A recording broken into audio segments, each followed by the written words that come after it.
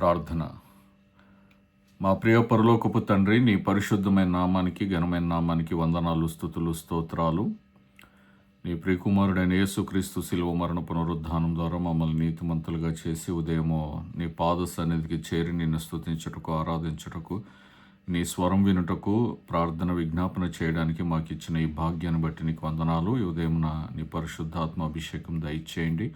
పరిశుద్ధాత్మ దేవుడా, తండ్రి మాట్లాడుచుండగా ఆయన కుమారుడు మా ప్రభువును అయిన యేసుక్రీస్తు ప్రత్యక్షతలతో పాటు మమ్మల్ని మేము స్వపరీక్ష చేసుకుంటకు సహాయం దయచేయండి.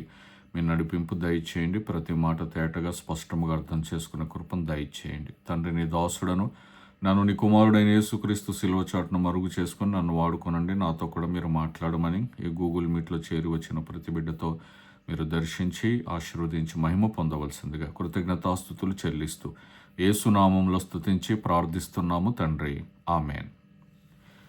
దేవునికి మహిమ కలుగునుగాక. ఈరోజు 28వ తారీఖు 7వ నెల 2026వ సంవత్సరము. ఇజ్రాయెల్ దేశంలో 14వ తారీఖు ఆవు నెల 5867వ సంవత్సరం. ఈరోజు మనము ప్రపంచవ్యాప్తంగా ఉన్న ఇశ్రాయేలులందరితో కలిసి మరి ఏకీభవిస్తూ ఆయన లేఖన భాగాన్ని ధ్యానం చేసుకుందాం. ద్వితీయోపదేశ కాండము 9వ అధ్యాయము 4 నుండి 29 వచనాలు చదువుతున్నాను. చూడండి, మీరందరూ మీ బైబిల్స్ తెరిచి మరి వెంబడించవలసిందిగా ప్రభు పేరిట మనవి చేస్తున్నాను. ద్వితీయోపదేశ కాండము 9వ అధ్యాయము 4వ వచనం నుండి 29వ వచనం వరకు. నీ దేవుడైన యెహోవా నీ ఎదుట నుండి వారిని తోలివేసిన తర్వాత నేను ఈ దేశమును స్వాధీనపరుచుకున్నట్లుగా యెహోవా నా నీతిని బట్టి నన్ను ప్రవేశపెట్టెనని అనుకొనవద్దు. ఈ జనముల చెడుతనమును బట్టియే యెహోవా నీ ఎదుట నుండి వారిని వెళ్ళగొట్టుచున్నాడు. నీవు వారి దేశమునకు వచ్చి దాన్ని స్వాధీనపరుచుకొనుటకు నీ నీతి అయినను నీ హృదయ యథార్థత అయినను హేతువు కాదు.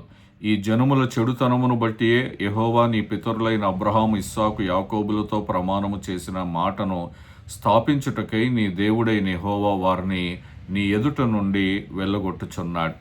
మీరు లోబడనొల్లని వారు గనక ఈ మంచి దేశమును స్వాధీనపరుచుకున్నట్లు నీ దేవుడైన యెహోవా నీ నీతిని బట్టి నీకియ్యడని నీవు తెలుసుకొనవలెను. అరణ్యములో నీవు నీ దేవుడైన యెహోవాకు కోపం పుట్టించిన సంగతిని జ్ఞాపకం చేసుకొనుము, దాన్ని మరువవద్దు. నీవు ఐగుప్తు దేశంలో నుండి బయలుదేరిన దినం మొదలుకొని ఈ స్థలమందు మీరు ప్రవేశించే వరకు మీరు యెహోవా మీద తిరుగుబాటు చేయుచునే వచ్చితిరి. హోరేబులో మీరు యెహోవాకు కోపం పుట్టించినప్పుడు యెహోవా మిమ్మును నశింపచేయునంత కోపము మీ మీద తెచ్చుకొనేను. ఆ రాతి పలకలు అనగా యెహోవా మీతో చేసిన నిబంధన సంబంధమైన పలకలను తీసుకొనుటకు నేను కొండెక్కినప్పుడు అన్నపానములు మాని ఆ కొండ మీద 40 పగుళ్ళు 40 రాత్రులుంటిని. అప్పుడు దేవుని వ్రేలుతో రాయబడిన 2 రాతి పలకలను యెహోవా నాకు అప్పగించాను. మీరు కూడి వచ్చిన దినమున ఆ కొండ మీద అగ్ని మధ్య నుండి యెహోవా మీతో పలికిన వాక్యములన్నీ వాటి మీద ఉండెను. ఆ 40 పగుళ్ళు 40 రాత్రులు గడిచినప్పుడు యెహోవా నిబంధన సంబంధమైన పలకలైన ఆ 2 రాతి పలకలను నాకు అప్పగించి, నీవు లేచి ఇక్కడ నుండి త్వరగా దిగుము. నీవు ఐగుప్తుల నుండి రప్పించిన నీ జనము చెడిపోయి నేను వారికి ఆజ్ఞాపించిన త్రోవలో నుండి త్వరగా తొలగి తమకు పోత బొమ్మను చేసుకొనిరని నాతో చెప్పాను.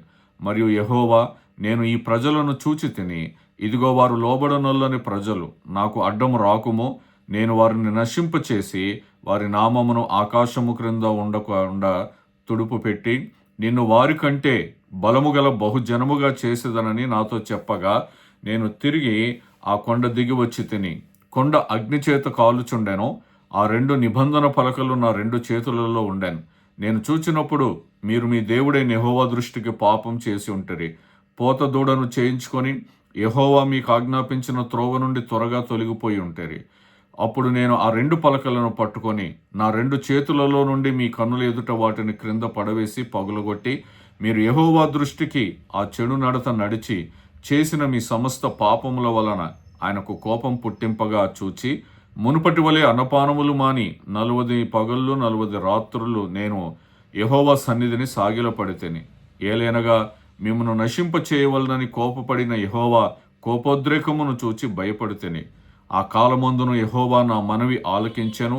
మరియు యెహోవా అహరోనును నశింపచేయుటకు అతని మీద బహుగా కోపపడగా నేను అహరోనుకై అప్పుడే బ్రతుమాలు కొంటేని.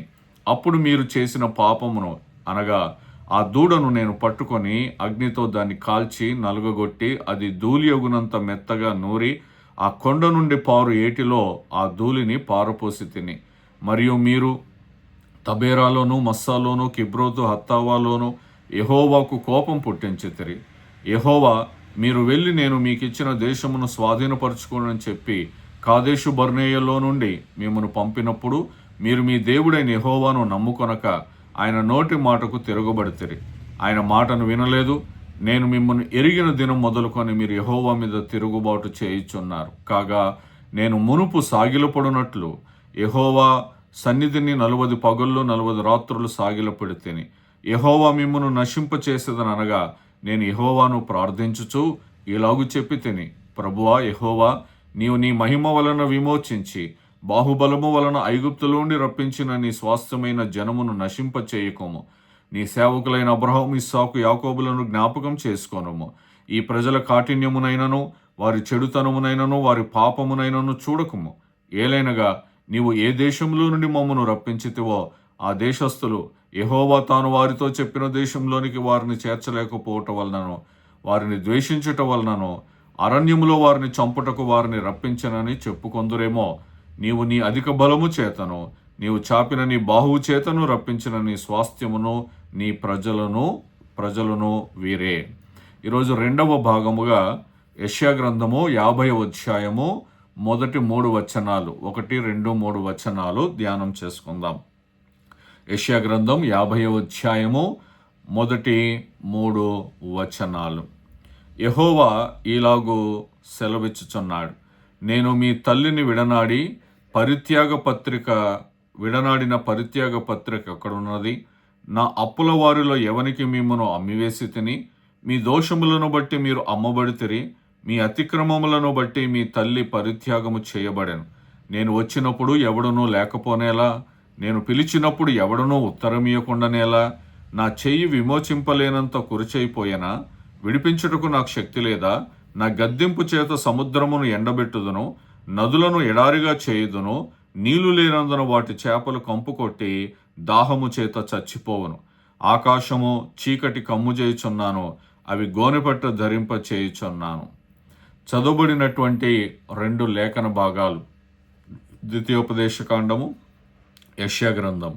ఈ 2 గ్రంథాల్లో దేవుని కృప, మానవుల విధేయత, మధ్యవర్తిత్వ ప్రార్థన, అలాగే దేవుని విమోచన శక్తి, ఈ 4 విషయాలు మనకు ప్రధానంగా కనపడతాయి.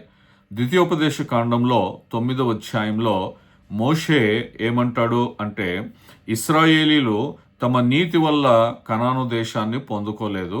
వారు బంగారు దూడ చేసినటువంటి సంఘటనలో వాళ్ళు దేవునికి తీవ్రమైనటువంటి అవిధేయత చూపినప్పటికీ తన మధ్యవర్తిత్వ ప్రార్థన, నరులకి మనుషులకి ఇశ్రాయేల్కి దేవునికి మధ్యలో మధ్యవర్తిత్వ ప్రార్థన వలన దేవుని కృపను వాళ్ళు అనుభవించారని గుర్తు చేస్తాడు. యెషయా గ్రంథం 50వ అధ్యాయంలో దేవుడు ఇశ్రాయేలును తాను విడిచిపెట్టలేదని, వారి పాపమే వారిని దూరం చేసిందని యెషయా ద్వారా ప్రకటన తెలియచేస్తాడు. ఇవి ప్రాముఖ్యముగా మనము గ్రంథ భాగాల్లో చూడాల్సినటువంటి విషయం. ఇప్పుడు కొంచెం లోతుగా వెళ్ళి దేవుని వాక్యమును ధ్యానం చేద్దాం. రక్షణ, మొదటిది రక్షణ మన నీతి వల్ల కాదు.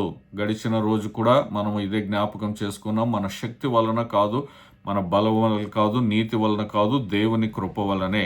మోషే 9వ ద్వితీయోపదేశకాండంలో ఇలాగంటాడు, నీ నీతి వల్ల కాదు, వారి చెడుతనం బట్టి, నువ్వు ఏ దేశానికైతే వెళ్తున్నావో వారి చెడుతనము బట్టి, అలాగనే దేవుడు చేసిన నిబంధనను బట్టి ఆ దేశాన్ని మీరు పొందుకుంటున్నారని మోషే వాళ్లకు హెచ్చరిస్తాడు.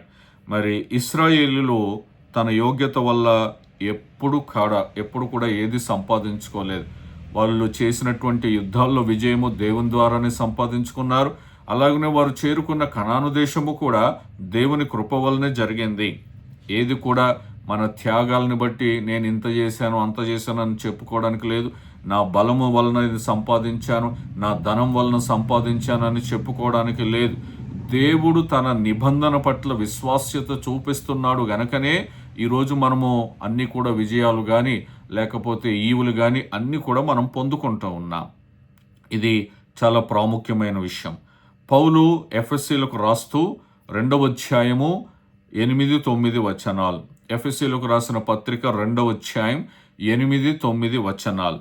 మీరు విశ్వాసము ద్వారా కృపచేతనే రక్షింపబడి ఉన్నారు, ఇది మీ వలన కలిగినది కాదు. ఆనాడు ద్వితీయోపదేశ కాండములో మోషే చెప్పిన మాట ఇది. మీ నీతి వల్ల ఇది మీరు సంపాదించుకోలేదు. ఈరోజు మన రక్షణ మనము విశ్వాసము ద్వారా ఆయన కృప చేత రక్షణ పొందుకున్నాం. ఇది మీ వలన కలిగినది కాదు, దేవుని వరమే. 9వ వచనం, అది క్రియల వలన కలిగినది కాదు గనక ఎవడునూ అతిశయపడ వీలు లేదు. నేను చేసిన క్రియల వలన నేనేమన్నా విజయాలు పొందుకుంటే నేను అతిశయపడడానికి ఉంటుంది. కానీ ఇది మన క్రియల వల్ల పొందుకున్నది కాదు రక్షణ. ఆయన క్రియ వల్ల పొందుకున్నాం మనం. ఆయన తండ్రి మాట మీద విశ్వాసం ఉంచాడు. నువ్వు వెళ్ళి భూమికి వెళ్ళి ఈ మనుషులందరి నిమిత్తము గొర్రెపిల్లలాగా వధింపబడు అంటే అది ఆయన విశ్వసించాడు. ఆయన విశ్వాసము, ఆయన క్రియ వలన మనము రక్షణ పొందుకున్నాం. ఇది మనం గమనించాలి. రోమీలకు రాసిన పత్రిక 5వ అధ్యాయం 8వ వచనంలో, రోమీలకు రాసిన పత్రిక 5వ అధ్యాయం 8వ వచనంలో, అయితే దేవుడు మన ఎడల తన ప్రేమను వెల్లడిపరుచుచున్నాడు. ఎట్లనగా మనం ఇంకనూ పాపులమై ఉండగానే క్రీస్తు మన కొరకు చనిపోయారు. మనం పాపులమై ఉండగానే దేవుడు తన ప్రేమను చూపిస్తూ ఉన్నాడు. కాబట్టి ఇంకా ఈ రోజుకు కూడా మనము చూడకూడనివి చూస్తున్నాం, చేయకూడనివి చేస్తూ ఉన్నాం, మరి వినకూడనివి వింటున్నాం. ఏదో రకంగా ఏదో జరుగుతూనే ఉంది. కానీ ఆయన ప్రేమ వలన, ఆయన ప్రేమ ఇంకా మన పట్ల వెల్లడి చేస్తూనే ఉన్నాడు. కాబట్టి రక్షణ మన నీతి వల్ల కాదు, దేవుని కృప వల్ల. 2వ అంశము, బంగారు దూడ. నిబంధనను ఉల్లంఘించినటువంటి ప్రజలు, బంగారు దూడను చేసి నిబంధనను ఉల్లంఘించినటువంటి ప్రజలు. ద్వితీయోపదేశ కాండంలో మోషే హోరేబులో జరిగిన బంగారు దూడ సంఘటనను గుర్తు చేస్తాడు. మీకు చెప్పాను, ద్వితీయోపదేశ కాండం అంటే మరలా అంతా కూడా జ్ఞాపకం చేసే గ్రంథం ఇది. అయితే బంగారు దూడ అనేది కేవలము విగ్రహారాధన మాత్రమే కాదు. దాని అర్థం ఏంటి అంటే దేవుని పైన విశ్వాసం కోల్పోయారు వీళ్ళు. దేవుడు మోషే కొండ మీద ఉన్నాడు, 40 రాత్రులు 40 పగళ్ళు. ఇక దేవుడు ఏమైపోయాడో తెలియదు, మోషే ఏమైపోయాడో తెలియదు అని చెప్పి దేవుడి మీద విశ్వాసం కోల్పోయి ఆయన సమయాన్ని విశ్వసించలేదు వీళ్ళు. ఆ సమయం కొరకు వెయిట్ చేయలేదు. దేవుడు ఏం చెప్పి పంపిస్తాడో మోషేతో, మరి దేవుడు ఏం మాట్లాడబోతున్నాడో ఆ సమయం కొరకు వెయిట్ చేయలేదు. ఈరోజు మన జీవితంలో కూడా మరి సమయము అలా కాలము గడుస్తున్నప్పుడు, దేవుని దగ్గర నుండి ఏమీ జవాబు రాకపోతున్నప్పుడు మనిషి చేసే పని ఏమిటంటే దేవునికి దూరంగా అయిపోయి పాపంలో పడిపోతాడు, తన స్వచిత్తంలోనికి వెళ్ళిపోతాడు.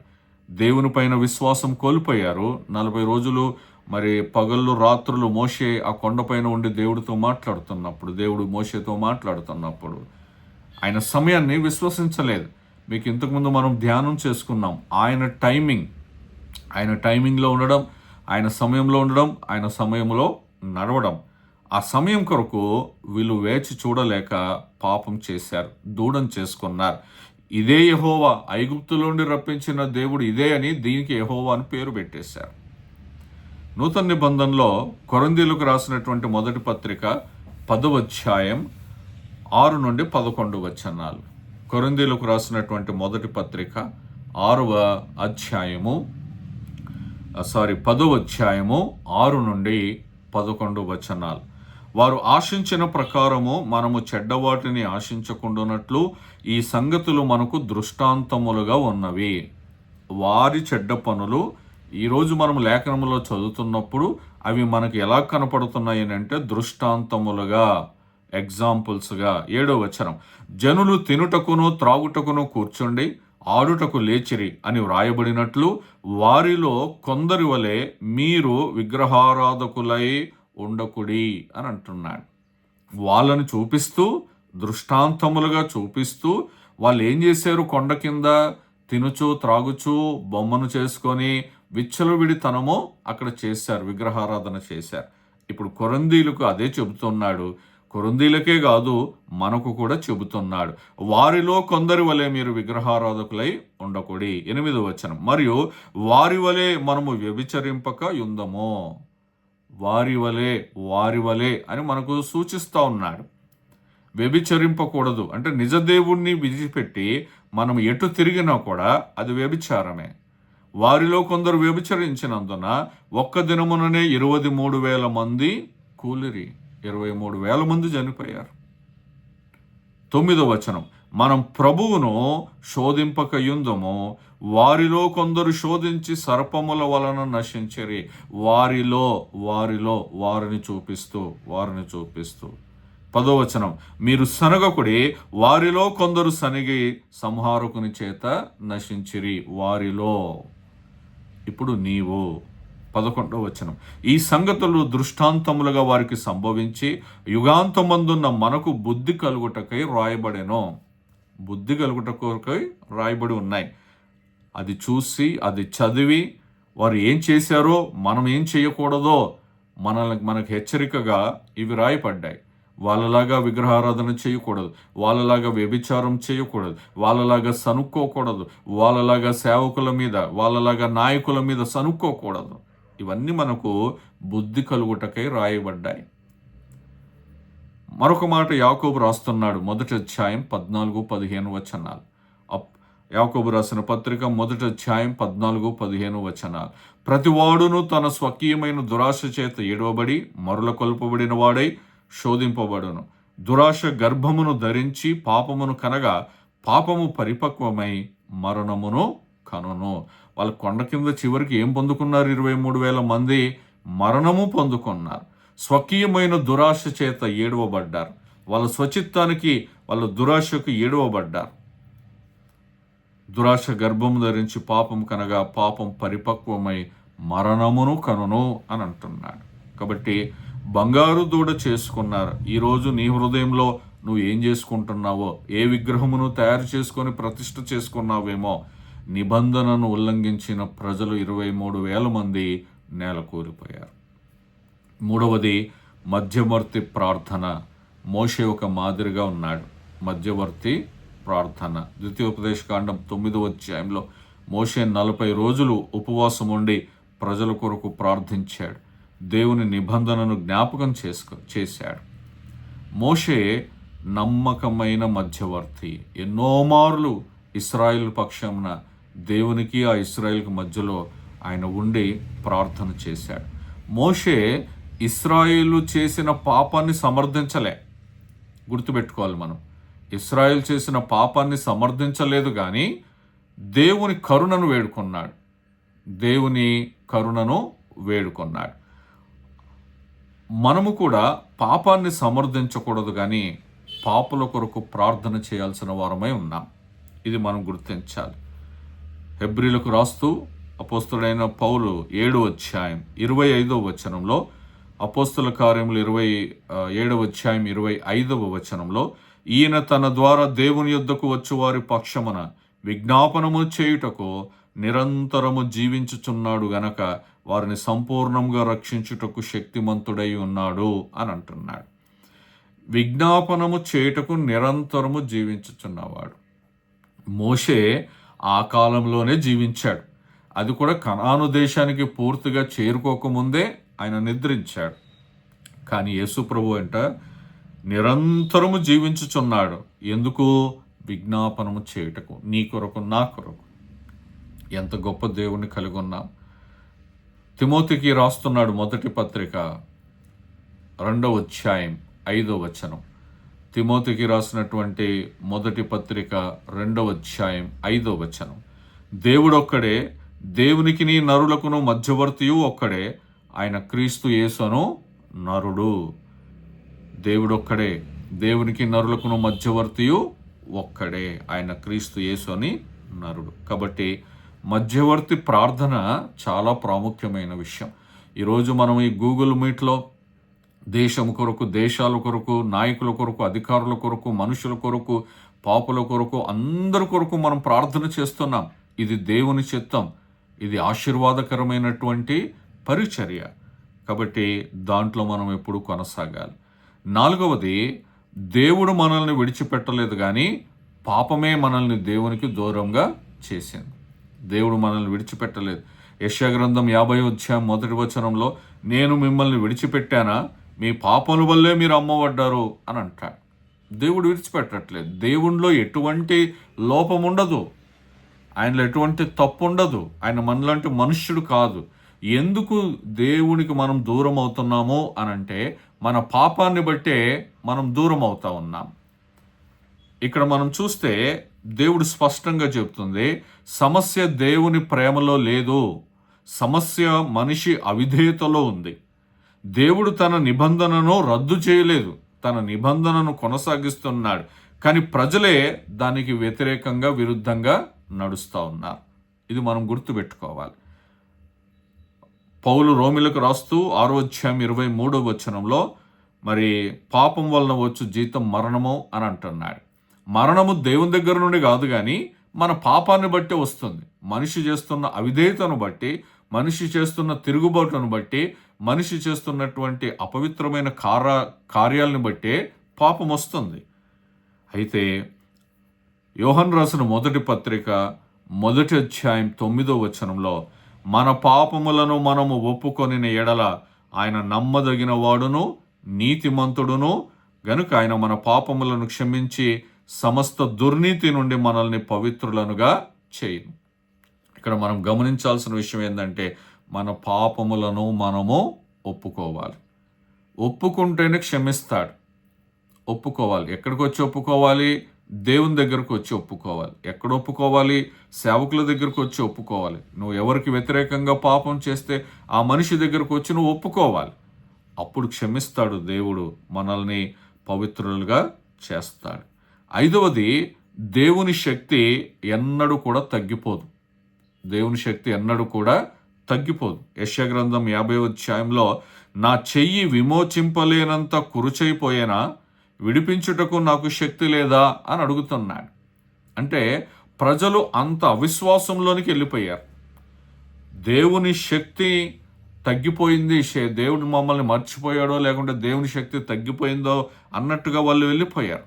కానీ మనం ఆలోచన చేస్తే నిర్గమకాండంలో సముద్రాన్ని చీల్చిన దేవుడే ఇప్పటికీ అదే శక్తి కలిగిన దేవుడుగా ఉంటున్నాడు.